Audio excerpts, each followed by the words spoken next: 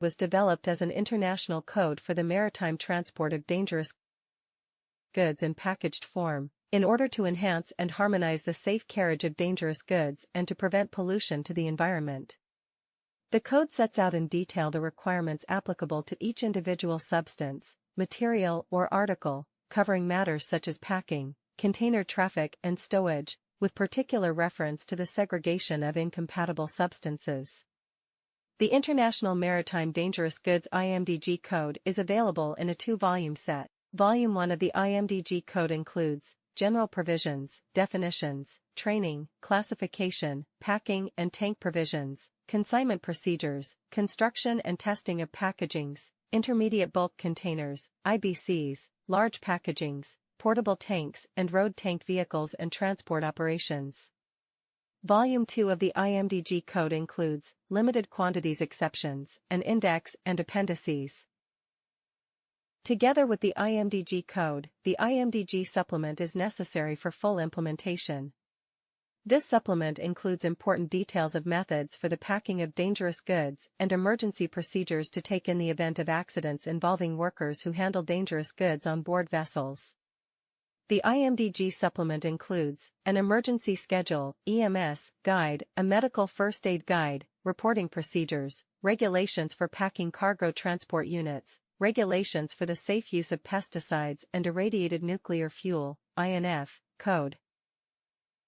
The Dangerous Goods Manifest shows stowage position, reference number, container identification number, UN number, proper shipping name and technical specifications, class and subsidiary risks, packing group, additional information like marine pollutant, flashpoint, etc.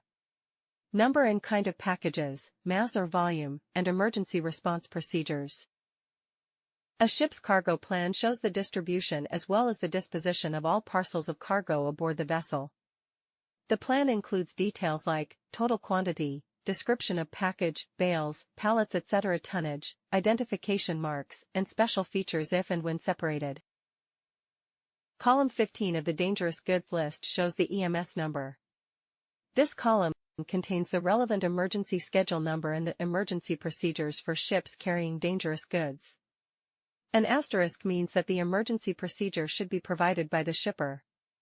Underlined EMS numbers indicate a substance for which the emergency procedures vary from the group emergency schedule. EMS means the emergency response procedures for ships carrying dangerous goods, and EMS codes are assigned to each UN number in column 15 of dangerous goods list. The EMS has 2 codes, one for fire, starting with letter F, and a second for spillage, starting with letter S. The EMS tables are published in the supplement to the IMDG code. The fire codes are from FA to FJ, and spillage schedule codes are from SA to SC. In general, fires require heat and oxygen to start burning. Only a limited number of chemicals do not need oxygen from the air. Therefore, the aim of firefighting is to exclude oxygen and to cool the cargo. On board ship, this is generally carried out by using water spray or gas extinguishing systems. Some burning cargoes will need special firefighting media to suffocate the fire. Firefighters should be made aware of the hazards of opening doors of an overheated space or freight container which is suspected of containing cargo on fire. There may be a lack of oxygen inside and fresh air from outside the space may instantly start a fire and cause a flashback that could injure the firefighters. Cool down the container first. For explosive substances, the general comments are, in a fire, exposed cargoes may explode or their containment may rupture. Fight fire from a protected position from as far away as possible. All crew members should be made aware of the explosion hazard and instructed to take appropriate action.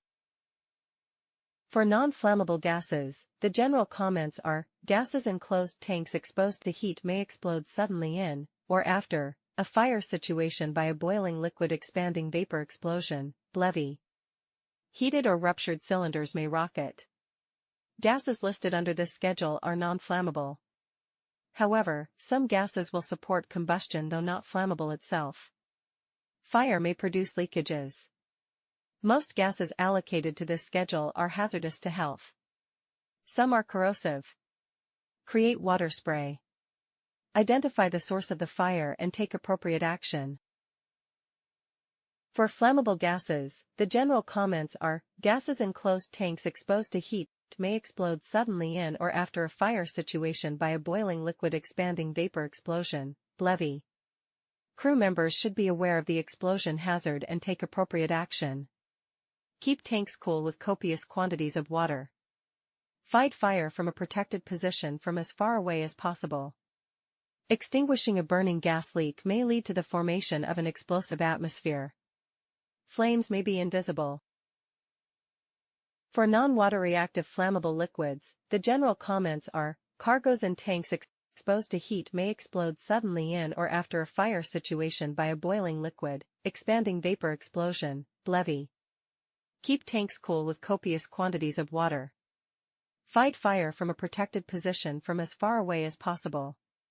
Stop leakage or close open valve if practicable. Flames may be invisible.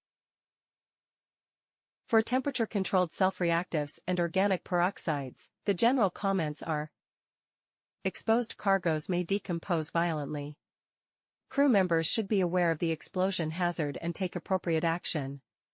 Fight fire from a protected position from as far away as possible. Switch off electrical power supplies only during firefighting. Check temperature readings if possible. Measures have to be taken to alert the crew when the temperature of the cargo increases. In case of a temperature increase or smoke evolution, follow the relevant instructions. Contact the manufacturer of the cargo as soon as possible. For water-reactive substances, the general comments are, in a fire, exposed cargoes may explode or their containment may rupture. Liquid material leaking from ruptured receptacles may be ignited and spread the fire. Cargoes and tanks exposed to heat may explode suddenly in or after a fire situation by a boiling liquid expanding vapor explosion, BLEVE. Fight fire from a protected position from as far away as possible. Use of copious quantities of water at once is recommended to cool down the heat radiation and to cool down heated cargo nearby. Water in direct contact with the material will start or intensify burning of that material. Only in locations where direct access to the cargo is possible and where the cargo on fire can be submerged with water, large quantities of water may significantly reduce the thermal reactivity and stop the fire.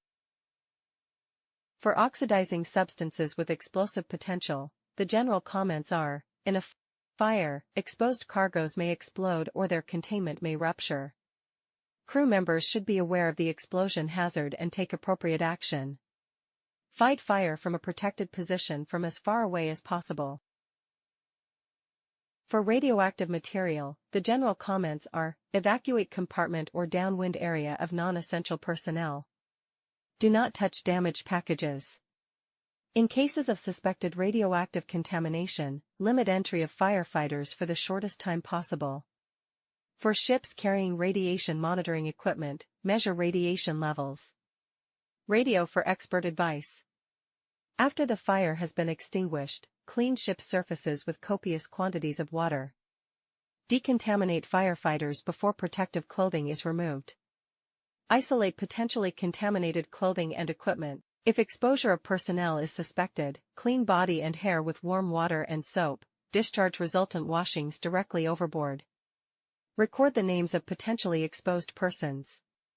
Ensure medical examination of these persons after reaching any medical staff.